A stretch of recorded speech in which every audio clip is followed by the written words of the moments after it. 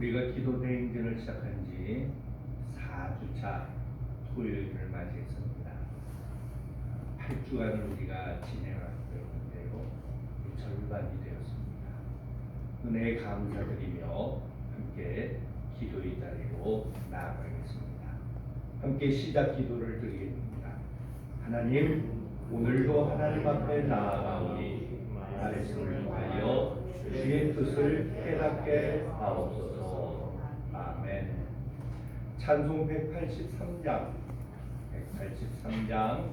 함께 참여합니다. 183장입니다. 빈들의 마른 불같이 시들은 나의 영혼, 주님이 약속한 성령 간절히 기다리네. 가물어 메마른 땅에 단비를 내리시듯 성령의 단비를 부어 새 생명 주옵소서. 반가운 빗소리 들려 산천이 춤을 추네. 공기로 내리는 성령 내게도 주옵소서. 가물어 메마른 땅에 단비를 내리시듯 성령의 단비를 부어 새 생명 주옵소서. 철따라 우로를 내려 조목이 무성하니 갈급한 내 심령 위에 성령을 부소서. 가물어 메마른 땅에 단비를 내리시듯 성령의 단비를 부어 새 생명 주옵소서. 참되신 사랑의 언약 어길 수 있사오랴. 오늘의 흡족한 은혜 주실 줄 믿습니다. 가물어 메마른 땅에 단비를 내리시듯 성령의 단비를 부어 새 생명 주옵소서. 아멘. 오늘 우리에게 주시는 하나님의 말씀은 요한복음 3장 5절로 8절까지의 말씀입니다. 주신 말씀을 우리가 한 절씩 교독합니다. 5절 말씀부터입니다. 예수께서 대답하시되 진실로 진실로 내게 이르노니 사람이 물과 성령으로 나지 아니하면 하나님의 나라에 들어갈 수 없느니라.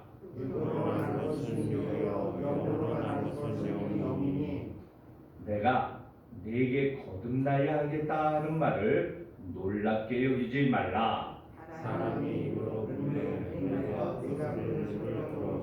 어디서 와서 들어오느냐 알지 못하나니 성령으로 난 사람도 다 돌아오리라.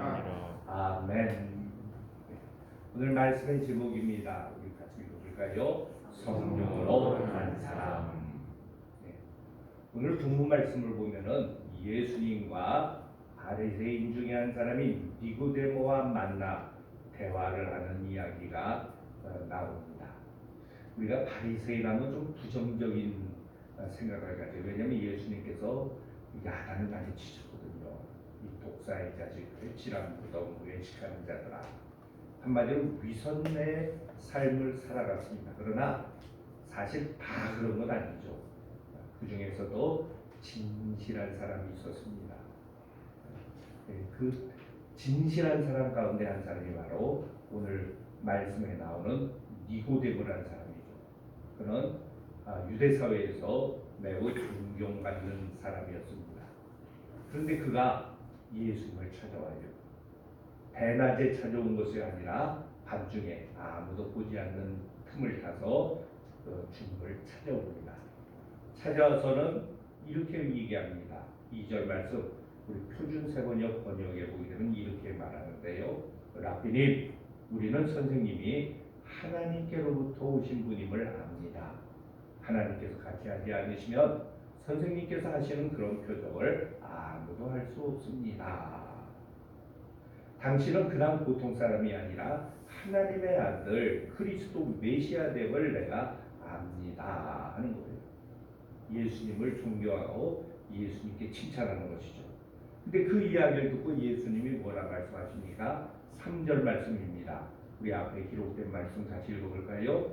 내가 진정으로 너희에게 말한다. 누구든지 다시 나지 않으면 하나님 나라를 볼 수 없다. 예수님께서 니고데와 대화하는 주된 얘기는 뭐냐면 거듭남의 문제였던 것을 보게 됩니다. 거듭남. 거듭남이란 것은 헬라어로 아노덴이란 말인데요. 이거는 말 그대로 다시 두 번째로라는 뜻이 있어요. 근데 다시 두 번째가 도대체 뭐냐 하게 될 때 둘째 의미가 있는 것은 위로부터라는 거예요. 사람으로부터 다시 시작하는 것이 아니라 하나님으로부터 다시 새롭게 시작한다는 거예요. 그러니까 이거는 우리가 그렇잖아요. 뭐가 잘못되고 부족하면 어떡합니까? 고쳐서 사용하는 경우가 있어요. 근데 이 거듭남의 문제는 고쳐서 쓰는 것이 아닙니다. 완전히 새롭게 태어남을 말하는 것이 바로 거듭남 아노덴이라는 것입니다. 제가 처음에도 말씀드린 것처럼 니고데모는 어떤 사람입니까? 그는 열심히 있는 믿음에 열심히 있는 바리새인이었습니다. 율법학자이기도 했습니다. 그리고 우리나라의 국회의원에 해당되는 사내들인 공회 의원이기도 했어요. 라비였습니다. 이런 존경받는 사람이었어요. 지도자였어요. 그러나 영적 세계에는 좀 모자랐어요. 예수님이 거듭나야 된다 하니까 그는 언뜻 뭐라고 대답합니까? 아니 태어난 사람이 어떻게 다시 어머니로부터 다시 태어날 수 있습니까? 무슨 얘기입니까? 주님은 영적인 세계를 말씀하는데 아직도 니고데모는 영적 세계를 제대로 알지 못합니다. 그러니까 거듭남을 바로 알지 못했던 것을 보게 됩니다. 그러나 이렇게 주님과 만나게 되고 주님과 대화하면서 니고데모는 조금씩 변화되기 시작했다는 것입니다. 우리가 성경에 보게 되면 니고데모 이야기가 요한복음 3장에 오늘 말씀과 함께 총 3번 기록되어 있습니다. 두 번째가 어디 나오냐면 요한복음 7장에 나옵니다. 그때는 유대인들이 예수님을 해하려고 합니다. 그래서 어떻게 하든지 올가매고 죽이려고 해요. 그때 니고데모가 나서가지고 뭐라고 얘기하냐면 무슨 증거 없이 함부로 해서는 안 된다. 율법에 분명한 잘못을 행했다든지 근데 저 예수라는 사람은 그런 것이 없으니까 우리가 함부로 해서는 안 된다고 예수님을 변론하는 모습이 기록되어 있습니다. 그리고 마지막 세 번째 어디 나옵니까? 요한복음 19장에 예수님이 십자가에서 고난당하시고 죽으신 다음에 장사 지내는 문제가 있게 될 때 니고데모는 아리마대 사람 요셉과 함께 빌라도에게 예수님의 시신을 달라고 합니다. 자기가 장사 지내겠다는 것입니다. 여러분 근데 이거는 쉬운 일이 아닙니다. 왜냐하면 그 당시에 로마법에도 보게 되면은 십자가형에 처형당한 사람은 보통 장사를 지내지 않았대요. 그러나 십자가에 달아가지고 독수리나 새떼에 먹이가 되게 했다든지 짐승밥이 되는 그렇게 했다는 거 얼마나 처참합니까? 그리고 유대인들도 어떻게 생각하냐면 나무에 달린 자는 저주받은 자, 재수없는 자야. 특별히 예수란 자는 저 신성 모독을 한 사람이니까 전 저주받아서 버림받아야 돼. 그렇게 생각했던 거예요. 그런데 빌라도에 가서 우리가 장사를 지내려니까 예수님의 시신을 달라고 하는 것은 이건 보통 용기가 아니죠. 그리고 또 하나는 성경에 기록해 보게 되면은 예수님을 장사 지내게 될 때 모략과 침향, 백근을 가지고 했다고 했어요. 근데 이 모략과 침향은 이건 굉장히 비싼 물건이랍니다. 그리고 백근 정도 쓰게 되는 것은 그 당시에 아무나 하는 것이 아니래요. 왕족이나 귀족들 이런 사람의 장사 지낼 때 사용되는 그러한 그 수량이라고요. 그러니까 예수님의 시신은 처음에는 드러나지 않고 예수 믿는 제자로서의 모습이 없는 것도 있지만은 조금씩 변화되면서 가장 귀한 것을, 그리고 예수님으로 말미암아 어떤 손해가 되고 위협이 된다 할지라도 예수를 위해 헌신하는 그러한 모습으로 바뀌게 됩니다. 우리가 성경에 보게 되면 거듭난 사람의 모습들이 등장합니다. 근데 거듭남의 모습을 보게 되면 크게 두 가지 경우가 있어요. 하나는 갑자기 어떤 특별한 체험을 하는, 자기가 원했던 거 아니에요, 바랬던 거 아니에요. 그 대표적인 것이 바로 사도 바울이죠. 바울은 원래 유대교에 특침한 사람이었습니다. 그래가지고 교회를 핍박하고 예수 믿는 사람 잡아 죽이는 일에 앞장섰어요. 그가 대제사장에 찾아서 공문을 달라고 그럽니다. 어떤 공문인가 하면은 이스라엘 넘어서서 저 북쪽에 다마스커스, 다메섹에 가서 예수 믿는 사람들이 그쪽으로 도망쳤다는데 그들을 붙잡아오겠다는 거예요.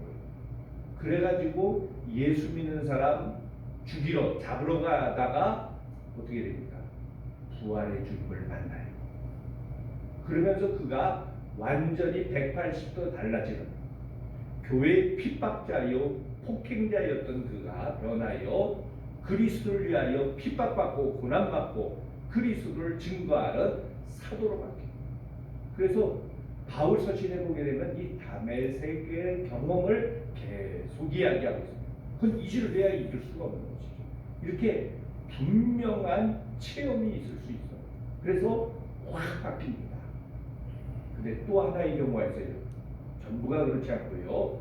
사실은 대부분 어쩌면 천천히 이루어져요. 점진적입니다. 처음에 교회 나오고 예수 믿을 때는 아이 저 사람 뭐 저렇게 신앙생활에서 어떻게 하지만은 끝까지 조금씩 주님 앞으로 나오면서 바뀌어져요. 우리가 갑자기 길을 가다가 소나비가 내리고 옷이 흠뻑 젖잖아요. 그런데 이게 빈지 아닌지 이슬비, 가랑비처럼 조금씩 내릴 때 그거는 이 정도쯤 했는데 우리 말에도 있잖아요. 가랑비에 옷 젖는 줄 모른다. 우리 영적인 세계도 마찬가지예요. 그래서요, 내가 어떻게 거듭났는지 알 수 있느냐? 바울처럼 분명히 알 수도 있지만은 잘 모를 수도 있어요. 자 보세요. 여러분 태어난 생일 여러분들이 아세요? 태어난 날 분명하게 기억하고 계세요? 그런 사람 아무도 없어요. 내가 언제 태어났다? 어떻게 알으셨어요? 주위에서 부모님이 알려주니까 아는 거예요. 우리 신앙의 영적인 세계도 그럴 수 있다는 거예요. 오늘 예수님도 뭐라고 얘기하면 바람을 비유로 해서 말씀하셨습니다. 바람이 눈에 안 보이잖아요. 그러나 바람이 부는지 우리가 알 수 있어요. 무엇로 알 수 있습니까? 주위의 상황과 환경이 변화가 일어나요. 나무가 흔들려요. 나뭇가지가. 그리고 낙엽 같은 것이 휙 날아가요. 이런 변화들을 통해서 지금 바람이 불고 있구나. 바람의 세기가 이 정도구나 하는 것을 알 수가 있게 되는 거예요. 바로 영적인 세계, 성령의 역사도 마찬가지랍니다. 특별히 오늘 말씀의 제목처럼 성령으로 난 사람 어떻게 할 수 있습니까? 크게 변화인데 두 가지 변화입니다. 첫 번째는 신분의 변화가 일어나요. 신분의 변화. 이 신분의 변화는 천천히 되는 것이 아니에요. 한순간에 이루어지는 것이 바로 신분의 변화입니다. 이렇게 이야기할 수 있어요. 우리나라도 그렇고 다른 나라들 대부분 그런데요. 결혼하게 되면은 보통은 여자의 신분이 어떻게 돼요? 달라져요. 소속이 달라져요. 그렇죠? 내가 태어나고 자랐던 내 친정에 속한 것이 아니라 이제부터는 시댁 식구가 되는 겁니다. 유럽 같은 데서는 아예 성마저 달라지잖아요. 우리나라는 그래도 자기 성은 유지하는데요. 자, 근데 신분은 달라져서 시댁 식구가 되었지만은 그렇다고 해서 시댁의 모든 습관, 시댁에서의 그 음식의 모든 것들을 다 처음부터 합니까? 몰라요. 하나씩 하나씩 시댁에서 살아가면서 함께 배워나가게 되었다는 거예요. 바로 그거예요. 신분의 변화는 단순간에 이루어집니다. 그런데 수준의 변화는 갑자기 되는 것이 아니에요. 조금씩 달라집니다. 바로 이것은 우리들의 신앙생활 속에서 동일해요. 주님을 믿고 예수님이 나의 구주 되심을 깨닫습니다. 그러나 여전히 내 속에는 예전에 살아왔던 성품, 예전에 살아왔던 습관들이 남아있어요. 그래서 우리를 뭐라고 얘기하면 아직 이 땅에서는 완성의 존재가 아닙니다. 미완성의 존재예요. 아직도 여전히 옛사람이 남아있을 수 있어요. 옛날에 부렸던 욕심, 그리고 고집, 이런 잘못된 습관들 여전히 남아있을 수 있어요. 이걸 어떻게 하는 거예요? 이것을 하나씩 하나씩 주님의 말씀에 의해서 주님의 뜻에 순종함으로 복종시킴으로 바꾸어가는 삶이에요. 우리가 자꾸 수준만 보고 헷갈릴 때가 있어요. 그래서 내 수준이 아직도 좀 모자라구나 해서 수준을 높여가야 되는데 자기의 수준을 보고는 신분이 바뀌었다는 것을 잊어버리는 경우가 있어요. 아닙니다. 신분이 바뀌었지만 여전히 우리의 수준은 미약할 수 있어요. 그러면 어떻게 해야 되죠? 계속 자라가야 돼요. 자라가야 돼요.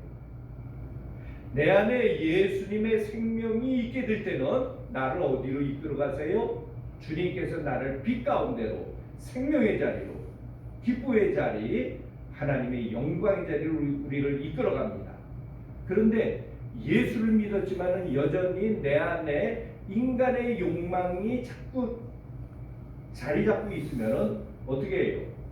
머리로는 안 되는데, 이래서는 안 되는데 하면서도 자꾸 내 발걸음은 잘못된 길로 어둠을 향해서 나아갈 수 있다는 것이에요. 그러니까 어떻게 해야 됩니까? 자꾸 예수님의 생명을, 예수님의 말씀을, 성령의 역사를, 이게 처음엔 씨앗을 우리에게 담고 그 씨앗을 잘 심고 잘 가꾸어서 열매 맺음의 자리로 나아가는 삶, 이것이 우리가 이 땅에서의 삶의 아름다운 모습이라고 해요. 니고데모가 그랬어요. 처음 예수님 오늘 요한복음 3장에서 예수님 만날 때는 호기심도 있고 어떤 영적 갈망도 있었지만은 주님의 말씀이 잘 이해도 되지 않았습니다. 그리고 헤어졌어요. 그러나 예수님이 던져주신 그 말씀의 씨앗이, 생명의 씨앗이, 영적 씨앗이 니고데모 안에서 조금씩 자라가게 될 때 마지막에는 내가 예수 믿는 사람인 것을 드러내게 될 때 손해가 되고, 그리고 생명의 위협을 받을 수 있는 자리 속에서도 나는 예수 믿는 사람입니다 하는 것을 떳떳이 증거할 수 있는 열매 맺음으로 나아가게 된다는 거예요. 바로 이것이 변화의 삶입니다. 오늘 우리는 바로 이러한 삶을 살아가는, 그래서 킬케고리라는 신학자는 이렇게 얘기했습니다. 우리는, 인간은 도상의 존재다. 길 위에 걸어가는 존재라는 거예요.